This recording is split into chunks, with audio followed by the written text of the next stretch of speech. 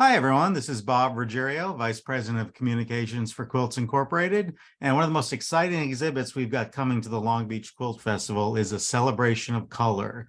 This is a judge show that awarded cash prizes sponsored by equilter.com. Our best of show quilt is Joy, which you see behind me here, by Cole Whitaker, and it measures 80 inches by 53 inches. I'm going to go ahead and read Cole's artist statement. He says, this quilt was designed based on a picture that I took of a friend. I designed the quilt, pieced it, quilted it, and designed some of the fabrics that were included in it. I named the quilt Joy because that is what the picture embodies to me. And it's his original design. And we'd like to welcome Cole Whitaker. Hello, thanks for having me. Great. Well, first of all, congratulations. This is an amazing quilt, and I gotta kind of scooch over here so people can see the full effect.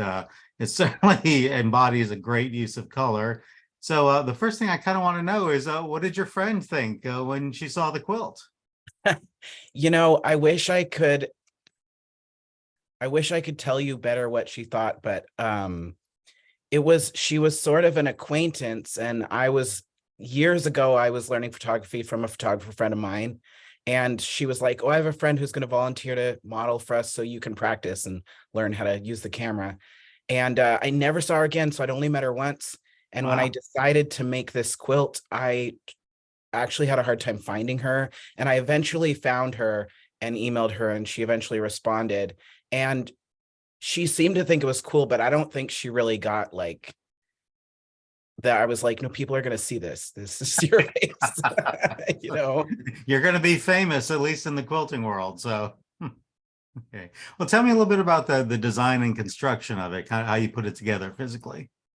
So I decided to do it originally because I had been doing a lot of sort of like video game style quilts and some like commissions for friends and stuff like that. But I wanted to make something that I was completely mined from the ground up, that I wasn't using any like copyrighted material or other people's ideas or anything like that.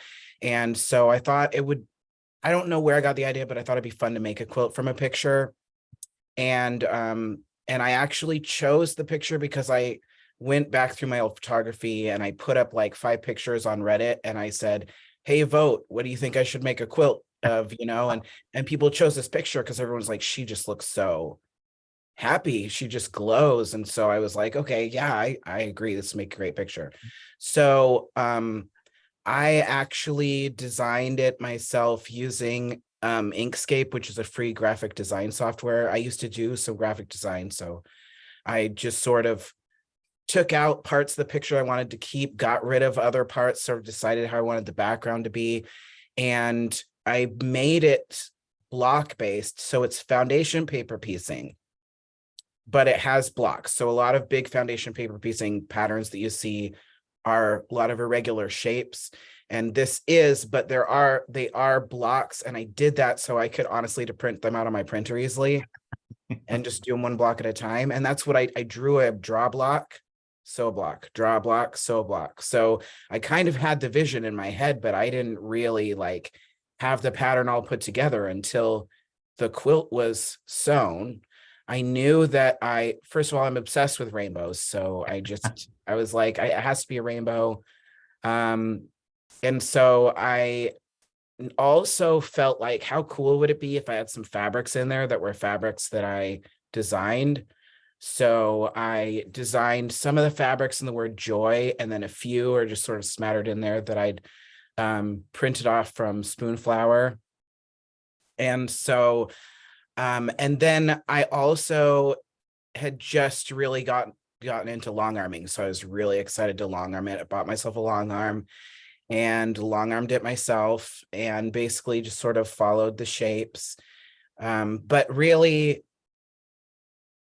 from the beginning all the way through the end, I was really trying to make it as unique as possible. And while I was making it, I have my design wall is in my bedroom, which is where I am right now.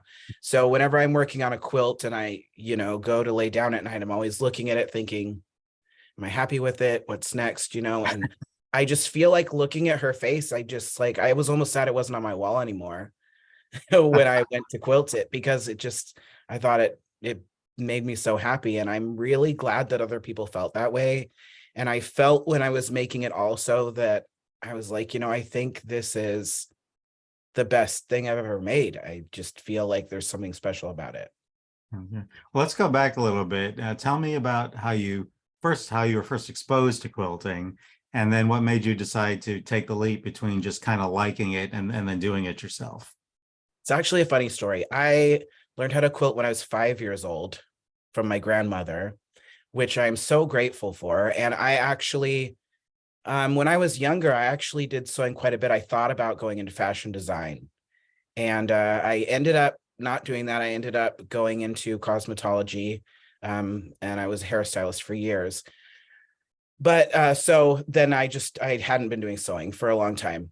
Well, I wanted a Super Mario quilt for my guest room, and I was just going to buy a duvet on Amazon, and I didn't like any of them. And my husband just looked at me and said, "Well, why don't you just make one?" And I thought, "Well, yeah, I could do that. Pixels or squares, draw it out, sew them together, whatever, no big deal." So I made that one, and it was a lot of fun. And then he said, "You should post it online." And I was like, "Why would people want to see a picture of a quilt online?" Oh. I had no idea there's just like a huge community of quilters. So I posted a picture and people just were loving it. And next thing I knew, people were asking me to make quilts for them.